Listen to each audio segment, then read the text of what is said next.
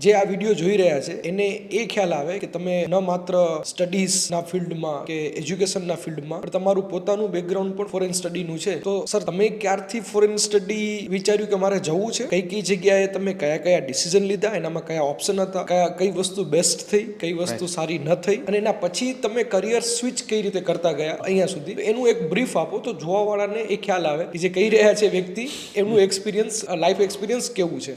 એક બહુ favourite topic છે અને આના પર અમે ઘણા સમયથી પેરેન્ટ્સ અને સ્ટુડન્ટને કન્વિન્સ કરવાની ટ્રાય કરીએ છીએ. ઇન હવે એક નેસેસરી ડિસ્કશન બી છે આ. સો આપણે જો બેકગ્રાઉન્ડની વાત કરીએ તો મારું એન્જિનિયરિંગ મહારાષ્ટ્રથી થયું. મારી ફર્સ્ટ જોબ રિલાયન્સ ઇન્ફોકોમમાં થઈ, સેકન્ડ જોબ વિપ્રોમાં થઈ. દેન મારા માટે ફોરેન સ્ટડીઝ ઓલમોસ્ટ એક એક્સિડન્ટ જ હતો.